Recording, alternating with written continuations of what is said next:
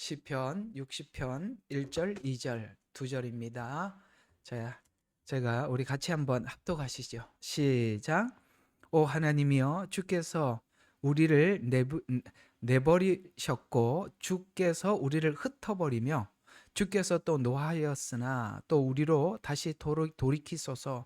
주께서 땅을 진동케 하시어 그것으로 갈라지게 하셨나이다. 갈라진 틈을 고치소서. 땅이 흔들리니이다. 아멘. 자, 이제 60편까지 왔네요. 여러분, 이게 페이지를 이렇게 보이시죠? 지금 234페이지까지 왔는데 이게 이제 시편 2편이에요. 그러니까 시편 1편도 이렇게 만만치 않게 분량이 많았거든요. 그러니까 지금 시편 72편까지가 이 권에 속해요. 그러니까 이제 60편까지 왔으니까 앞으로 12권이 남았잖아요. 그러니까 지금 어떻게 하다 보니까 이제 이게 설교집이 됐고, 설교집인데 보니까 이게 막 주석처럼 돼 버렸어요. 이게 페이지 수가 234페이지니까 앞으로 대략 한 7, 80페이지 더 봤을 때 이게 300페이지가 되지 않을까 생각되는데, 시편 2편이 이 두 번째 권이 300페이지면은 굉장히 이게 분량이 많은 분량 같아요. 그러니까 그렇게 보니까 참 우리가 시편을 굉장히 세밀하게 관찰하고 또 이렇게 살피면서 왔다라는 생각이 듭니다. 하다 보니까 이제 60편까지 왔는데 많이 또 멀었죠. 시편은 몇 편, 150권까지 있으니까 이제 3분의 1을 조금 지나온 격이 되겠죠. 거기 이제 시편 119편이 들어가 있으니까 이건 뭐 언제 끝날지 모르. 사실 시편 119편은 너무 길고 이전에 아마 시편 119편을 제 기억으로는 목장 예배 다니면서 아주 몇 개월을 한 기억이 있습니다. 이게 이제 말씀을 찬양하는 시인데요. 어쨌든 오늘 이제 60편에 이제 넘어왔습니다. 자, 오늘은 1절과 2절 이게 배경만 좀 살펴보고 시편 60편이 우리에게 전하고자 하는 메시지의 주 내용이 뭔가 요것만 여러분들과 함께 정리를 하고 아까 좀 말씀드린 대로 여러분들과 함께 좀 한 가지 여러분의 안건을 묻고 좀 통과해야 될 안이 있어서 좀 하도록 하겠습니다. 자, 오늘은 이 이야기를 좀 여러분들과 함께 하고 싶은 것 중에 주제가 뭐냐면, 우리가 이제 살다 보면 마치 내가 패배한 것 같은 그런 상황을 우리가 맞이할 때가 있습니다. 완전히 이렇게 모든 것에서 패배한. 그러니까 오늘 여기 본문을 보면 어느 정도 패배를 했냐면은, 자, 주께서 우리를 뭐 하였다고요? 내버리셨고. 꼭 그렇게 이제 하나님마저도 알아주지 못하고 하나님도 잊은 것 같은 이런, 참 이걸 보고 우리는 영적 고독이라 그래요. 이게 인간에게 세 가지 형태의 고독이 있답니다. 하나는 뭐냐면 육체적 고독이랍니다. 이제 질병에 오래 침상에 있으면 이제 그런 게 있잖아요. 이렇게 제가 유튜브에 보니까 80세 사모님의 이야기를 누가 그 사모님이 적었더라고요. 80세 사모님 이야기, 목사님 사모님 이야기.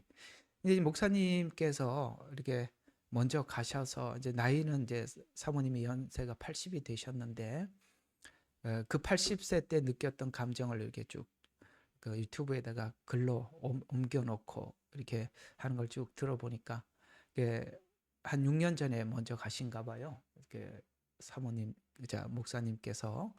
그래서 처음에는 이제 에, 가니까 이제 사모님 어떻게 혼자 잘 계시나 하고 초반에는 이렇게 왕래를 좀 하더니 이제는 그것도 이제 점점 끊어지고 나중에 이제 자기가 느끼기로는 이게 에, 나를 보러 온 게 아니라 그 목사님에 대한 그리움 때문에 왔었구나라는 걸 이제 뒤늦게 깨닫게 되었고, 지금도 이제는 뭐 사람들의 발걸음이 다 끊어졌지만 그 사모님 이야기로는 그럽디다.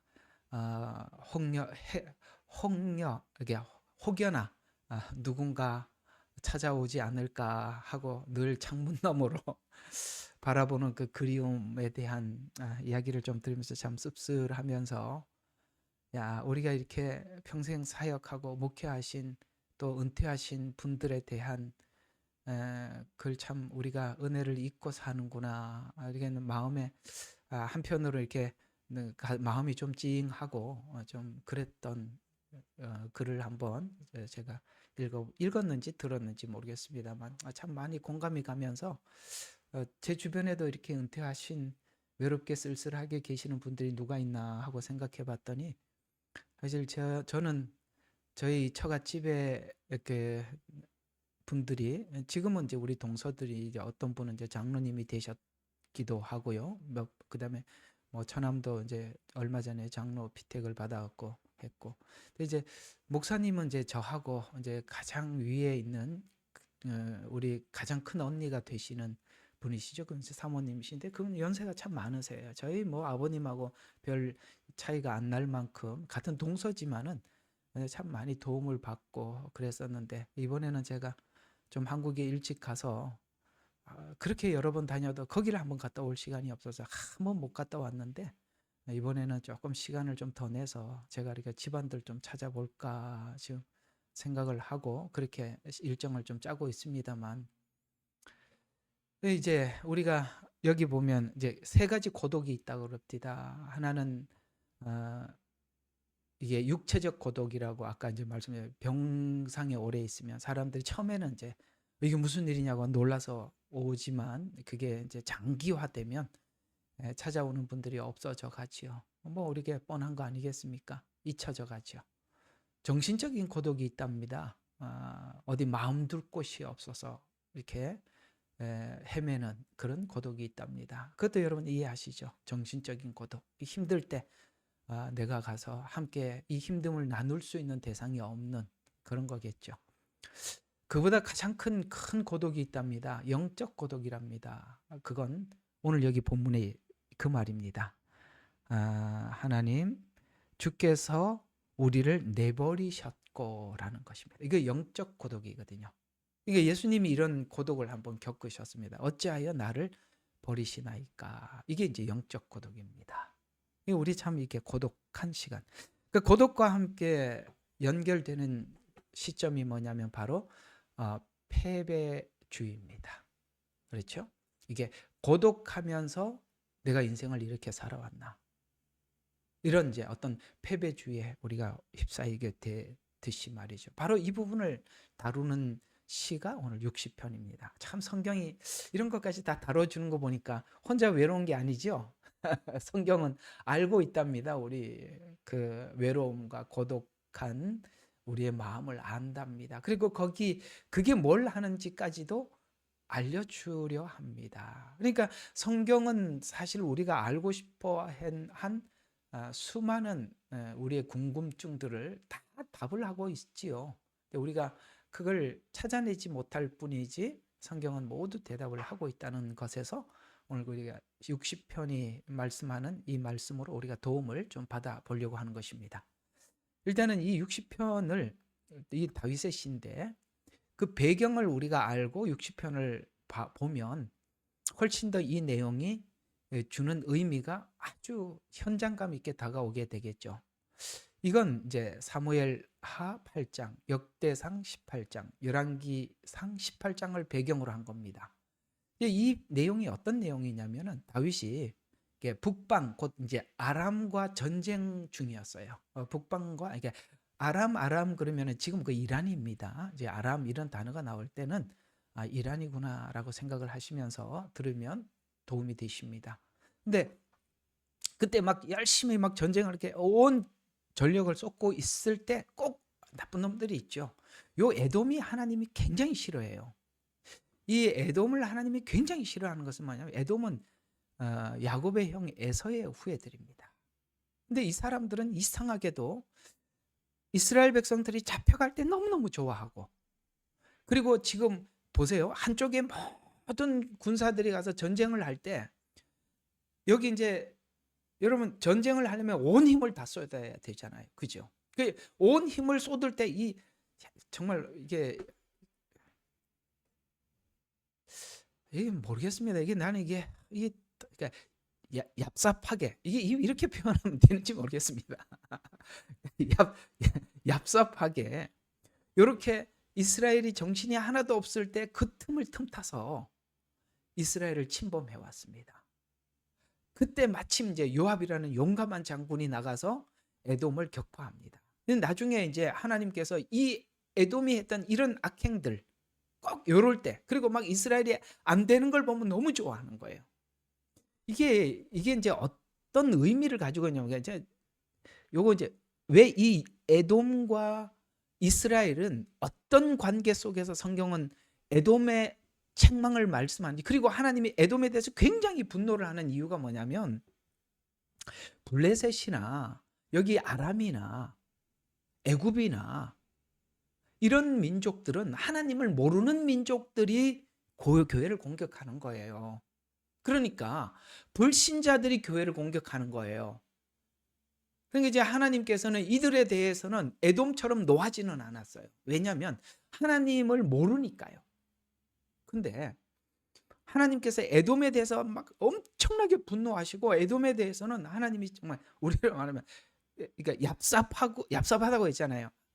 또 다른 말로 하나님이 얄짤 없었어요. 에돔에 대해서는 너무너무 분노하셨어요. 왜냐하면 이상하게 교회 다니는 같은 형제가 형제를 괴롭힌다는 거예요. 이걸 하나님이 용납을 할 수가 없는 거예요. 그래서 에돔에 대해서는 하나님께서 아주 분노하신 겁니다. 이제 그걸 좀 아시면서 우리가 같은 신자들이 이렇게 신자들을 골탕을 먹이고 함정에 빠뜨리고, 지금 여기에 우리가 이제 우리 신앙생활로 표현하자면, 지금 어떤 그 이방 세력들이, 영적인 세력들이 막 교회를 공격해하고 거기에 지금 온 교회가 힘을 쏟아 정신이 하나도 없는데, 내가 지금 거기다 온 힘을 쏟고 있는데 교회 안에서 막 괴롭히고 있는 거예요. 그걸 하나님이 얼마나 분노하겠어요. 이제 이런 상황이라고 보시면 됩니다. 그러니까 이 두 가지 상황을 동시에 막딱뜨리니까 다윗이 마치 어떤 생각이 드냐면, 주께서 우리를 내어버리셨다, 그리고 우리를 흩으시고 주께서 노하셨다. 주님이 우리에게 노하시겠어요? 그러니까 지금 다윗이 느끼는 이 상황의 심정이 이렇다는 거예요. 이제 이런 표현을 가지고 이제 한자로 진퇴양난이다 이렇게 표현하기도 하고, 그죠? 앞으로 갈 수도 없고 뒤로 갈 수도 없고, 어떻습니까? 마치 자기는 정말 여기서 어떻게 고립돼서 이제 죽을 것 같은, 그러니까 우리로 말하면 그 압박감에 숨을 쉴 수 없는 이런 상황이겠죠. 그래서 이게 이제 이런 상황을 배경으로 기록한 시인데, 그러면 이제 우리가 이렇게 보면 되죠. 자, 신자들이 살아가는 일상생활 중에서 이런 거겠죠. 1, 2절을 보면 마치 하나님께서 앞뒤로 공격해서 버림받은 것 같은 현실. 이제 9절까지 가서 보면 사람이 도와서 구원받는 구원이 헛되고, 그러니까 사람의 도움이 의미가 없고 하나님의 도우심이 승패를 좌우함으로 고백하는 다윗이, 이해가 가요? 지금 이 상황은 이런 게 있잖아요. 아무리 사람들이 돕고 도와도 해결이 안 돼. 이건 하나님이 계획. 저기 성창경 씨인가, 이제 제가 이제 그분 평론을 이제 항상 자주 잘 들어요. 여러분 여기 있는 분들 중에서 많이 듣는 분들이 있을 줄 알아요. 그분 평론을 듣다 보면 이런 이야기를 합니다. 지금 이제 윤석열 대통령이 처한 이 상황에 대해서 뭐 나가서 뭐 외치고 구호를 외치고 뭐 아무리 그래도 뭐 꼼짝도 안 하니까 이분이 하는 말이 그거예요. 이걸 사람의 힘으로 할 수 있겠습니까? 이거는 하나님이 개입하지 않으면 아무것도 할 수. 그리고 막 성경을 인용하는 거 보면 이분도 역시 크리스찬이구나 싶은 생각이 들어서, 역시 크리스찬들의 이 바른 생각들 어디 가나 이런 생각이 들었습니다만, 이 구절이 그 얘기예요. 사람이 아무리 도와도 그게 도움이 별로 의미가 없어요. 왜? 지금 진퇴양난이에요. 이쪽에 힘을 다 쏟고 안에서 내분이 일어나고 있는데 이거 지금 뭘로 해결할 수가 있겠어요? 그러니까 그 얘기죠. 사람이 도와서 구원이 헛되고 하나님의 도우심만이 승패를 좌우합니다라고 하나님 앞에 고백하여 다윗은 이제 5절에 보니까 하나님 우리를 도와주십시오. 그 다음에 뭐예요? 12절에는 주님이 우리를 함께 하면 우리가 용맹을 떨칠 수 있습니다 로 가서 이제는 도움을 사람을 향해서 바라보지 않고 하나님을 향해서 바라보는 패배가 어디를 가느냐? 이 철저한 무너짐, 철저한 패배가 사람에게 더 이상 손을 내밀거나 도움을 구하지 않고 오직 하나님만, 우리가 이제 평상시에 말만 그렇게 했는데 우리의 신앙이 옅으면 사람이 누가 나를 도울까 하고 사람을 보지만 이런 상황까지 가봐야 사람이 별 도움이 안 되는 것을 우리가 알 때 드디어 뭐를 바라보게 돼요? 하나님이 우리와 함께하면 우리가 용맹을 떨칠 수 있습니다라고 해서 이제는 다윗이 이 패배를 통해서 하나님만 바라보도록 여기까지 인도하셨다는 것을 우리에게 알려주고 싶어서 오늘 쓴 글이 오늘 이 본문이다라고 이렇게 말씀하고 있는 것입니다. 그래서 이 실제 경험을 오늘 시편에 기록해서 우리에게 하고 싶은 메시지가 이런 거지요. 신자의 삶의 패배가 우리에게는 이런 패배들이 우연이 아니라 하나님께서 이 패배를 통해서 뭔가를 하고 싶어 하시는데 뭘 하려고 하느냐면 하나님의 오늘 그러니까 하나님이 침묵한 마치 부르짖어도 뭐예요?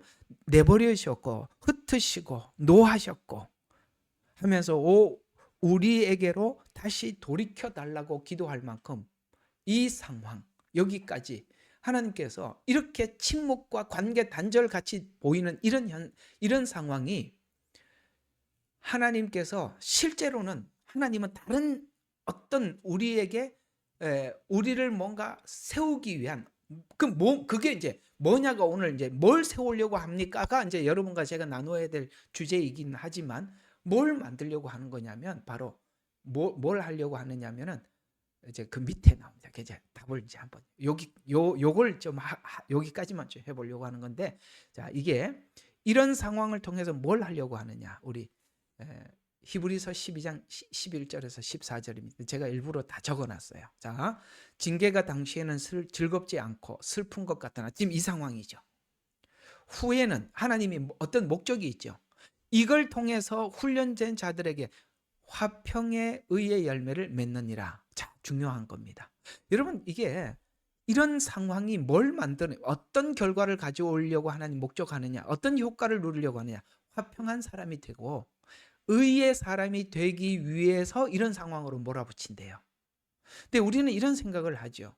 이런 상황으로 몰아붙이는 것이 어떻게 우리에게 화평과 의의 열매를 맺을 수 있을까요? 라고 하나님 앞에 역으로 질문하게 되겠죠. 이해가 가요? 우리에게 하나님이 넉넉함을 줄 때 잘 들어봐요. 이제 지금 이게 여러분들도 대답을 좀 하시면서 해야 돼. 이제 이상하게 이게 말씀이 점점 깊어져 가니까 여러분들도 대답을 해주세요. 제가 여러분들이 잘 알아듣는지 항상 퀘션이니까 대답을 해주시면 제가 큰 도움이 되는데요.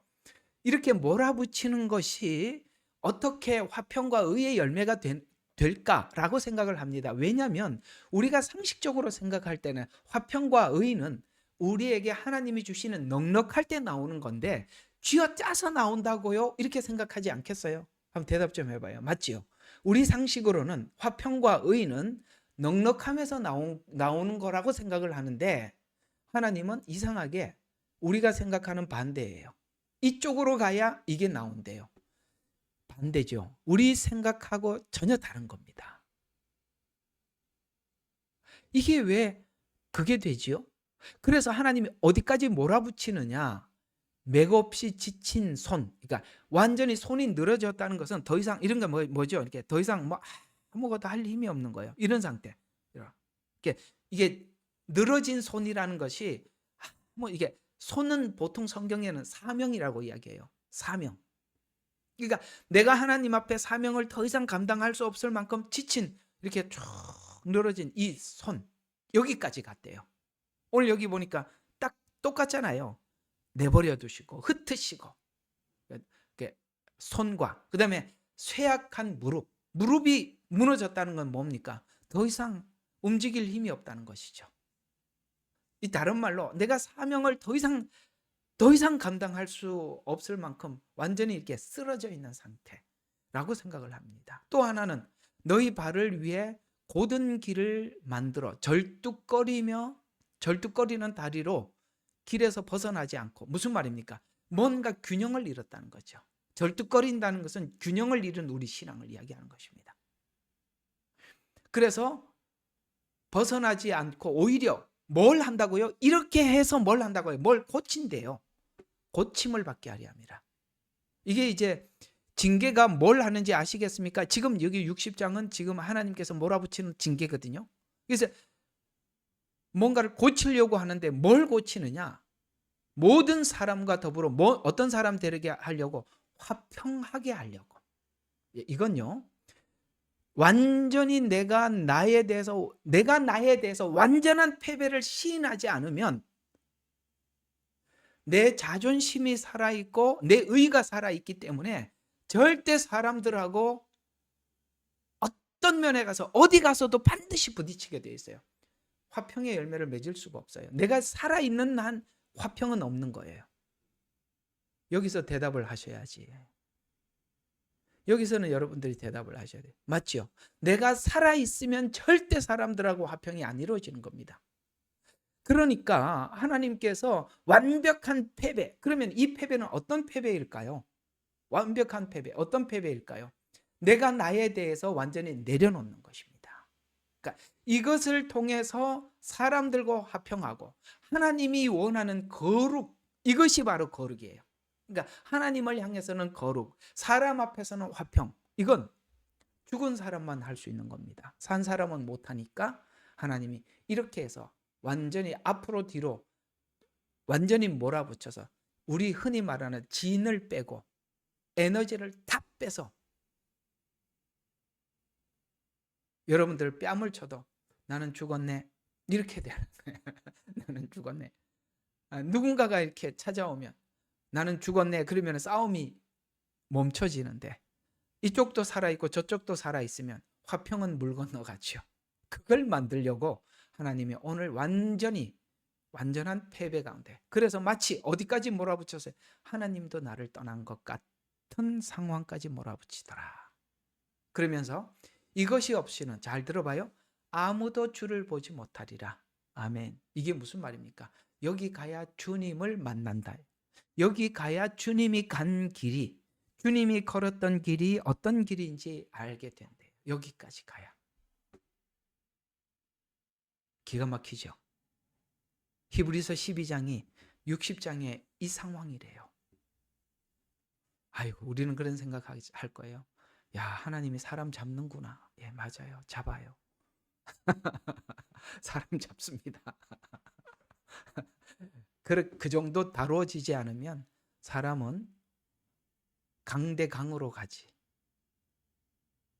강대약이 되지 않습니다. 한쪽이 강하면, 한쪽이 약하면 싸움이 끝나고 화평이 유지되는데 둘 다 살아있으면 불가능하겠죠. 이게 무슨 뜻일까요? 오늘 여기 12장은 이런 이야기를 하는 겁니다. 징계는 사람 자체를 바꾸는 작업이래요. 사람이 자체를 바꾸려면 죽었다 살아야 바뀌지. 아니, 살아있는 사람이 옷만 바꾼다고 바뀌어지겠어요? 겉만 바꾼다고 바꿔요. 속을 바꾸려 그러면 죽어버려야 돼요. 네. 하나님이 죽을래 그러면 죽을래 그러는 거예요. 그러면 아니요, 그러니까 죽어라 이렇게 하나님이 하는 겁니다. 그래서 여러분들 이렇게 다 성은 다릅니다.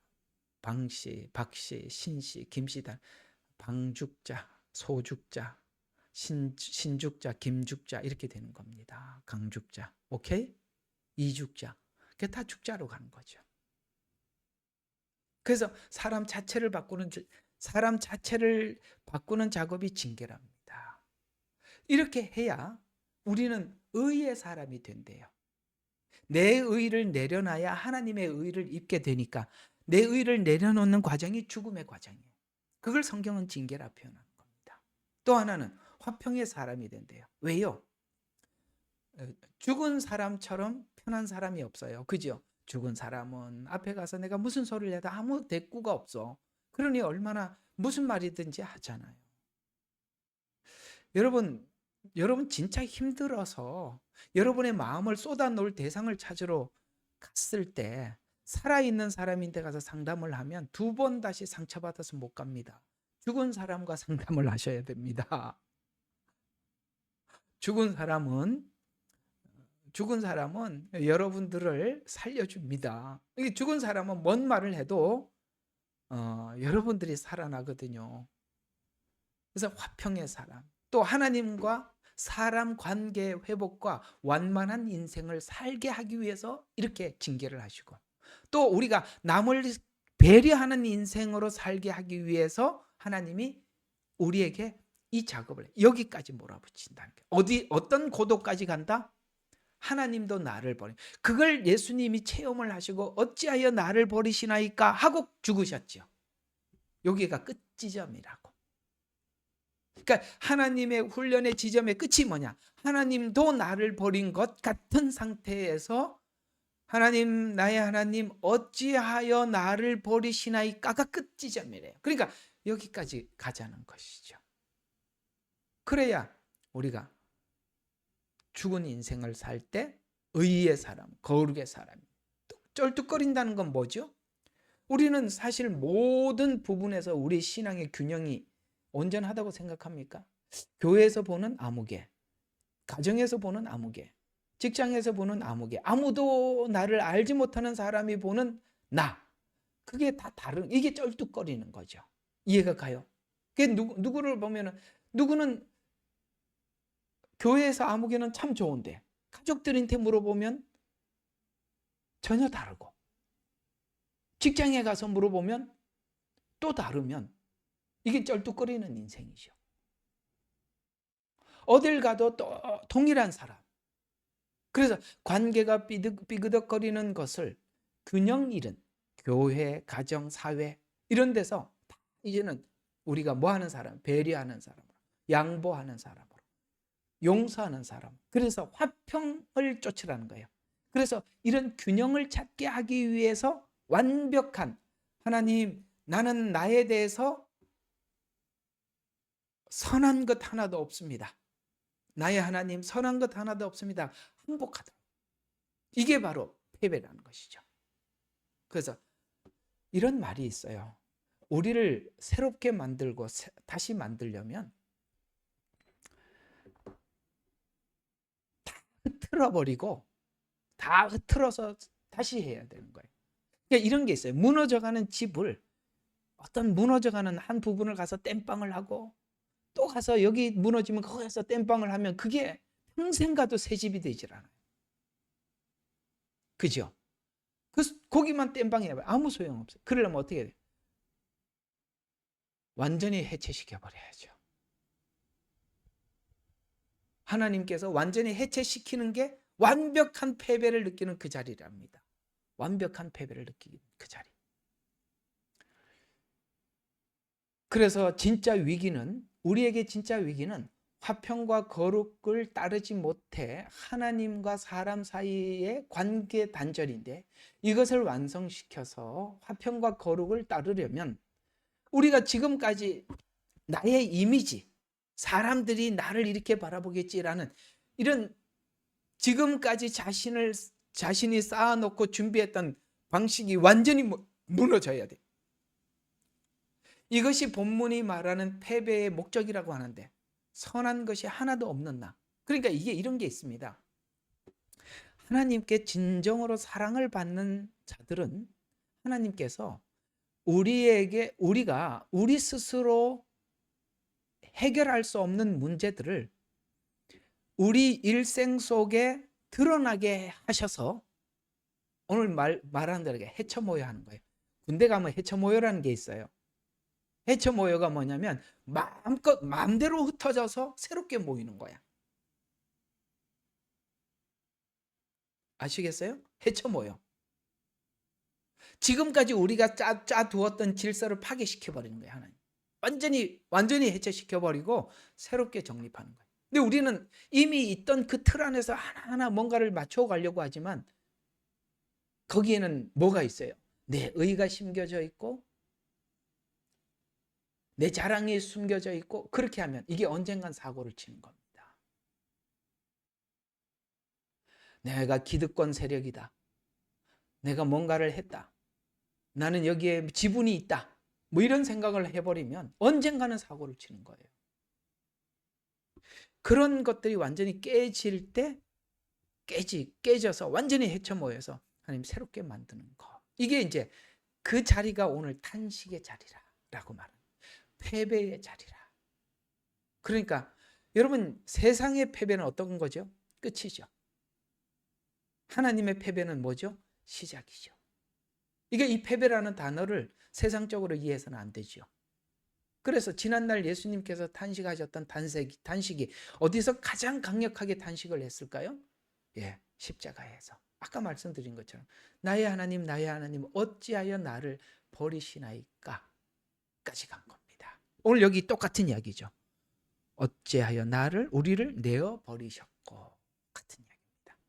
그래서 어쨌든 요 지점이 하나님의 훈련의 마지막 지점이라는 걸 아시면 여기까지 여러분들이 지나가셨다면 여러분 그러니까 하나님 앞에는 죽은 자로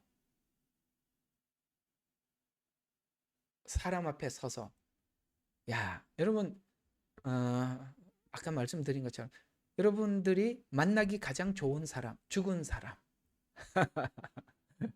죽은 사람 앞에서는 무슨 말을 해도 받아들이죠. 산 사람 앞에 가면은 두 번 다시 상담을 하고 싶지 않습니다. 그 정도 가지고 힘들어. 나는 이렇게 이제 들어가 버리면은 소용없죠. 그 이제 죽은 자. 예수님의 탄식이 패배와 탄식이 아니라 이 패배와 탄식은 부활로 이어지듯 아멘. 이게 헤쳐모여 새롭게 만들듯이 신자의 생활의 패배 그리고 내려놓음은 회개와 회복의 시작이라는 것을 우리에게 알려주기 위해서 오늘 시편 60편을 기록한 겁니다. 따라서 패배는 회개의 새로운 시작의 시작이고 회복으로 이어질 것이라는 확신을 가지고 패배를 대하라는 것이 시편 60편이 우리에게 들려주고 싶은 핵심 메시지입니다. 그래서 일반적으로 이해하는 패배와 성경이 말하는 패배는 완전히 다른데 성경의 패배는 지난날 방식을 지우고 새로운 방식을 도입하는 시작을 성경은 패배라 표현하고 그것이 탄식할 상황은 패배로 인한 것, 또 탄식할 상황들이 우리에게 와요. 오늘 여기 시편 60편에 보면 진짜 진이 다 빠지는 상황인데 이런 상황은 패배로 인해서 온 것이 아니라는 겁니다. 아시겠어요? 신자의 탄식은 하나님이 새로움을 열어주기 위한 것이지 우리가 세상적인 관점에서 패배를 딱 생각을 해보려면 끝장이네 그렇게 생각하지 말라는 거예요. 하나님의 끝은 시작을 알리는 거니까. 또 탄식은 믿음이 무너졌다는 증거도 아니다는 거예요. 아시겠어요? 여러분들이 탄식할 상황 어떻게 여기까지 왔어가 여러분들 믿음이 무너진 건 아니에요. 하나님을 믿기 때문에 이 상황까지 우리에게 체험을 시키는 거지. 초신자에게 이렇게 해버리면 하나님 초신자한테는 이렇게 하지도 않아요. 왜요? 초신자들은 이렇게 하면은 주님을 떠나요. 그러니까 여러분들에게 이런 상황을 하나님이 주신 것은 이 상황을 하나님의 말씀을 의지해서 유지하고 일어설 수 있기 때문에 여기까지 온 거예요. 그러니까 이렇게 생각하시면 돼요. 우리 모두가 하나님의 이런 깊은 말씀들을 함께 나누고 듣고 이해하고 이렇게 하는 이유는 뭐냐면 사실 이런 메시지는 누구나 들을 수 있는 이야기는 아닐 겁니다. 왜냐? 이 말 자체가 설득력이 없어요. 왜냐하면 패배는 끝이고 끝장인데 시작이라는 말은 하나님을 향해서 십자가의 죽음과 부활의 믿음이 없는 사람에게는 60장은 이렇게 60장이 이해가 되지도 않고 1절이 눈에 들어오지도 않을 겁니다. 1절이 어떻게 눈에 들어오겠어요? 말이 안 되는 소리잖아요. 그런데 우리는 지금까지 늘상 하나님과 함께 하는 인생을 살아왔어요. 그런데 어느 날 갑자기 하나님이 나를 버린 것 같은 상황까지 하나님이 우리에게 그런 상황을 느끼게 해주시는 것은 이런 상황을 내가 받아들이지 못하는 사람에게는 주지 않아요. 오늘 여기 이 다윗은, 이 상황은 다윗이 지금 굉장히 성숙한 상태에서 만나는 현장이에요. 그러니까 우리가 아직 이 상황을 맞닥뜨리지 못할 만한 믿음을 가진 자들에게는 아까 말씀드린 것처럼 이 시편에 60편, 근데 이상하게 우리 신앙이 깊어질 때 시편이 보이기 시작해요. 자, 한번 여러분들에게 한번 물어볼게요. 여러분들의 신앙이 얕고 단순할 때 시편이 눈에 들어왔습니까? 그때는 여러분 시편이 무슨 말을 하는지 전혀 알 수 없어요. 그러나 이렇게 하나님 앞에 이 과정을 지나가 본 사람들, 그 현장에 있는 사람들에게는 이 시편이 그렇게 보석일 수가 없는 거예요.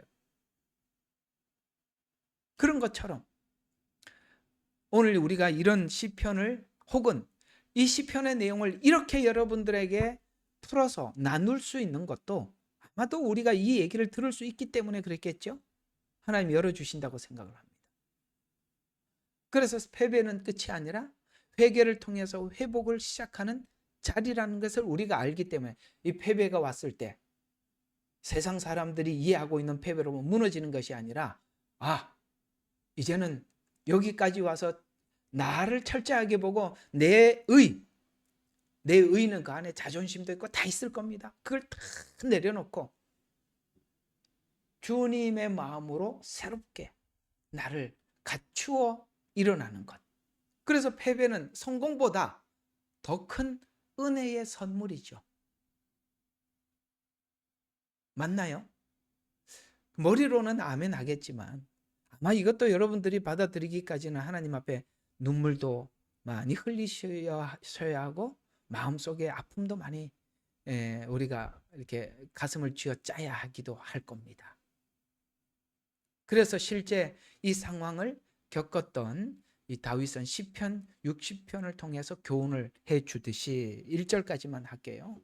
자, 1절을 아까 했으니까 1절까지만 하고 오늘 마치도록 할 텐데, 다윗은 이런 상황을 깊이 절감했었는데, 다윗이 아람과 싸우고 있는 틈을 타서 에돔이 쳐내려와서 마치 이스라엘은 하나님이 함께 한다라고 약속을 했지만 마치 버림을 당하고 흩어져 당하고 노하심을 당하는 듯한 마음이 들 때, 이 사건은 딱 예수님께서 십자가에 못 박히기 전 빌라도 뜰에서 버림받고, 또 빌라도 앞에서도 빌라도가 자기가 법적인 어떤 결정권이 있음에도 불구하고 괜히 사람들이 무서워서 손을 씻으며 나는 이 재판에 무관하다, 만약에 하나님이 벌을 내리면 너희에게, 이렇게까지 하듯이, 우리 이런 재판관들 요즘 가끔씩 보잖아, 그지요? 가끔씩 그런 재판관들 봅니다. 이게 뻔히 이게 죄가 아니라는 거야. 우리는 요즘 딱 아무개 대통령을 보면서 마치 예수님이 당했던 이런 상황하고 똑같은 현상을 우리가 보듯이 이렇게 설교하기가 참 편하죠. 우리가 상황을 보고 있으니까. 그래서 하나님 앞에 버림을 당하고 흩어짐을 당하고 노하심을 당하는 듯한 마음이 들 때 예수님이 겪었던 것들을 우리가 몸소 겪지요. 빌라도 뜰 앞에서, 또 빌라도 재판 앞에서, 더 나가서 제자들이 도망가는 상황. 이상하게 제자들이 그랬어요. 나는 어디 가든지 주를 따르겠나이다. 근데 상황이 돼봐야 그런 소리 함부로 하지 마시라고. 상황이 돼보면 아니올시다. 베드로 보세요. 무슨 소리 하십니까? 아니에요. 말과 다른 내 마음을 보셔야 돼. 막상 하나님의 정의의 편에 서지 못하는 것이 왜 그런지, 나는 아직 내 편이에요. 나는 아직 내 편이지 하나님 편 아니라고요. 네? 이런 것들이 내 입술의 고백이나 의지로 될 수 있는 게 아니에요. 하나님과 깊고 깊은 사랑의 관계 속에서 얘만이, 로마서 8장이죠. 환난이나 핍박이나 그 무엇도 하나님의 사랑에서 끊을 수 없다라는 하나님과의 관계 속에서만 일어나는 일이지, 어느 날 베드로처럼 그렇게 고백한다고 될 수 있는 일이 아니라는 것이죠. 보세요. 제자들이 다 도망갔잖아요. 더 나가서 십자가에서 예수님도 나의 하나님 어찌하여 나를 버리시나이까 같이 보호를 거두시고 우리를 떠난 것 같은 그런 마음이 들 때, 이 상황은 인간의 입장에서 다음을 기약할 수 없는 완벽한 패배와 실패, 돌아섬, 완벽한 패배로, 그렇죠. 바로 이 십자가의 죽음이 그렇듯이 완벽한 패배로, 거기서 뭘 기약할 수 있어요? 새로운 것, 바로 부활과 같은 새로움을 여는 시작이라고 알려서 회복이 되려면 뭐부터 해야 된다고요?